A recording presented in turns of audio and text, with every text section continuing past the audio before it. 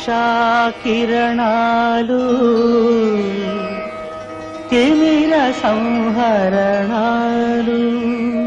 ఈరోజు ముఖ్యాంశాలు.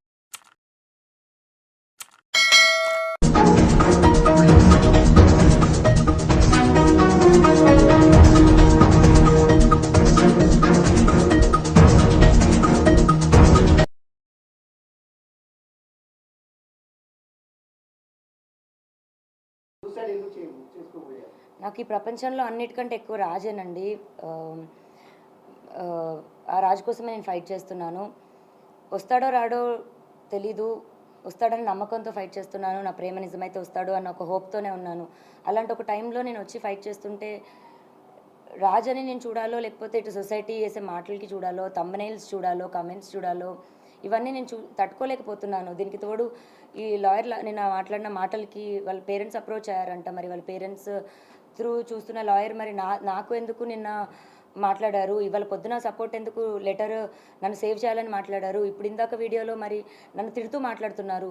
ఒక హాఫ్ అన్ అవర్లో ఒక మనిషి మైండ్ సెట్ అలా మారుతున్నప్పుడు ఇంత బాధపడుతున్న నేను నా మైండ్ సెట్ ఎందుకు డిప్రెషన్లోకి వెళ్ళనండి? 10 సంవత్సరాల నుంచి ఒక మనిషి పొద్దున లెగిస్తే సాయంత్రం నా లాస్ట్ చూపు అతను అవుతాడు. ఇంట్లో ఎంటీ ఇల్లు అయింది నా హౌస్. ఫస్ట్ కంప్లైంట్లో మీరు రాజ్ తరుణ్ పైన చర్యలు తీసుకోకుండా తను నాతో కలిసి ఉంటే చాలు అని అన్నారు. సెకండ్ కంప్లైంట్లో తను నన్ను ఇల్లీగల్గా ఇట్లా వాడుకుని వదిలేశాడు అంటున్నారు. ఇప్పుడు కూడా మీరు రాజ్ తరుణ్తో కలిసి ఉండాలని అంటున్నారు, మళ్ళీ పోలీస్ కేసులు పెడతా ఉన్నారు. కలిసి ఉండాలని పోలీస్ కేసు పెట్టడం కాదండి. పోలీస్ కేసు ఫస్ట్ నేను మాల్వి మల్హోత్రా అని వాళ్ళ తమ్ముడి పైన పెట్టాను. నన్ను బెదిరించారు. అది కూడా ఇంకా కంప్లైంట్ ఒక్కసారికి రాలేదండి. ఇప్పుడు వాళ్ళు ఉన్న 6 మంత్స్ అంటే నాకు విషయం తెలిసిన 6 నెలల తర్వాత ఇంకా నేను భరించలేక బయటికి రావడం జరిగింది. ఆ స్టేజెస్ ఎలా దాటిందంటే ఇంకా లాస్ట్ మాకు తిండి కావాలని అడిగితే అతనికి ఫోన్ చేస్తే ఆవిడ ఎత్తడం కానీ, మా పరిస్థితి మేము చెప్తే ఆవిడ వెయ్యమని చెప్తే అతను డబ్బులు వేయడం, అది ఇంకా పీక్స్కి వెళ్ళిపోయింది. ఇప్పుడు మీ అందరికీ నేను ఓపెన్గా ఎక్స్ప్లెయిన్ చేయాలంటే రోజుకో విషయం బయటకు వస్తుంది. ఆ బయటకు వచ్చిన విషయం కూడా రోజుకొక ట్విస్ట్ అని మీరు వేస్తుంటారు. ఇది ఒక్క రోజుది కాదండి, సంసారంలో ఇంకా అందరికీ జరిగినట్టే జరుగుతాయి. అండ్ ఆ మనిషి కావాలి అని అడిగాను నేను, అంతే. ఇప్పుడు పలానా రాజ్ తరుణ్ పైన కంప్లైంట్ పెట్టాలనలేదు, మాల్వి మల్హోత్రా పైన వాళ్ళ తమ్ముడి పైన పెట్టాను. వాళ్ళిద్దరితో నీకేం సంబంధం అన్న దగ్గర అఫ్కోర్స్ రాజ్ పేరు చెప్పాలి. అలా అక్కడ రాజ్ తరుణ్ పేరు అనేది వచ్చింది, కానీ రాజ్ తరుణ్ పైన కంప్లైంట్ పెట్టాలని నేను అనుకోలేదు. అది ఫస్ట్ కంప్లైంట్ పెట్టినప్పుడు అది రాసిచ్చాను. ఆ రాసిచ్చిన దాంట్లోని మాల్వి మల్హోత్రా చార్ట్ చూపించి రాసిచ్చాను నేను. అలాగే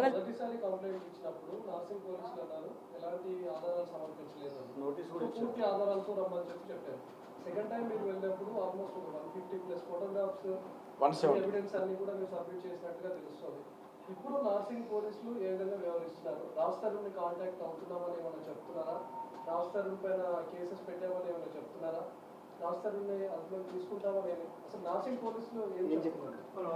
నేను ఫస్ట్ కంప్లైంట్ పెట్టినప్పటికీ ఈవినింగ్ 7-8 అయిపోయిందండి. సో నాకు రిసిప్ట్ ఇవ్వడం కానీ అవేమీ జరగలేదు. అఫీషియల్గా నేను రిసిప్ట్ కలెక్ట్ చేసుకున్నాక పోనీ ఎఫ్ఐఆర్ అన్నది దానికో ఎవిడెన్స్లు అన్నది ఇస్తాము. రెండో రోజుకి తెల్లారుజాము నుంచి మీడియాలో ఎలా వచ్చిందో మీ అందరికీ తెలుసు. ఆ డే నాకు బయటికి రావడానికి అంతా కూడా నేను ప్రిపేర్డ్ లేను. ఫస్ట్ నేను మీడియా ముందుకి అంత ప్రెస్ మీట్, ఇప్పుడు ఇంత ప్రెస్ మీట్ వచ్చినప్పుడు కూడా నేను ఎలా వణికాను అన్నది మీ అందరికీ తెలుసు. నేను కెమెరాస్కి అంత అలవాటు లేదు నాకు. అండ్ ఇప్పుడు ఎవిడెన్స్లు 12 ఏళ్ళ ఎవిడెన్స్లు తీయాలంటే ఒక్క రోజులో నేను రెడీగా ప్రిపేర్డ్గా లేను కదండి.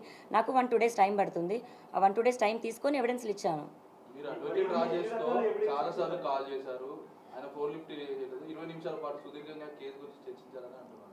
చాలాసార్లు కాల్ చేయడం ఏం జరగలేదండి, ఒక్కటే కాల్ జరిగింది. అండ్ అతను నాకు ఫస్ట్ అప్రోచ్ అయింది తనే అండి. నాకు అప్రోచ్ అయింది కూడా మూవీ అని, మీరు యాక్టింగ్ అంటే ఇంట్రెస్ట్ అని అప్రోచ్ అయ్యారు. లేదండి నాట్ ఇంట్రెస్టెడ్ అని చెప్పాను. తర్వాత నేను అడ్వకేట్ అని చెప్పారు. కంటిన్యూ అవుతుంటే మీరు రాజస్థాన్తో మాట్లాడి మధ్యలో లావణ్య అని ఒక ఆడియో బయటకు వచ్చింది. దాని మీద మీరు ఏం చెప్తారు? ఎప్పటిది అసలు ఆడియో?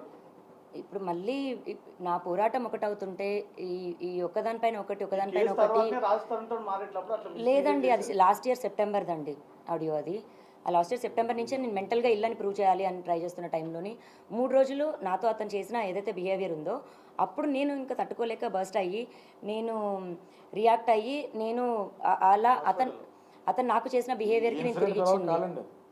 ఈ బుర్ర పగిలిన ఇన్సిడెంట్ తర్వాత కాలేదు. నానే ఇందాక క్వశ్చన్కి సమాధానం నార్సింగ్ పోలీసులు అసలు చర్యలు తీసుకుంటా ఉన్నారా లేదా మీకు ఎలాంటి భరోసా ఇచ్చారు? అసలు రాజ్ తరుణ్ నార్సింగ్ పోలీసులను కూడా ఏమైనా ఇన్ఫ్లుయెన్స్ చేస్తున్నాడు, ఎందుకంటే మీరు కేసు పెట్టి దాదాపు చాలా రోజులు గడుస్తుంది. కేసు కూడా అయింది కదా. అది మీరు పోలీసులను అడిగితే బాగుంటుందేమో అండి. నేను అడిగాను వాళ్ళతో టచ్లో ఉన్నాను. స్టేట్మెంట్ అన్నది ఇవాళ కూడా మేము ఇవ్వాల్సి ఉంది. 3 o'clock స్టేట్మెంట్ కూడా రికార్డ్ చేస్తున్నారండి. సోమవారానికి అతని మీద ఏం చర్యలు తీసుకున్నారనేటువంటిది, లేదా అతను యాంటిసిపేటరీకి కానీ క్వాషిక్ కానీ వెళ్తున్నాడు అనేటువంటి వివరాలు ఈ లోపల వాళ్ళ ఒక టీంని BRK టైమ్స్ ఛానల్ ని లైక్ చేయండి, షేర్ చేయండి, సబ్స్క్రైబ్ చేయండి. చివరిలో గంటను కూడా మర్చిపోకండి. మా అడ్వకేట్స్కి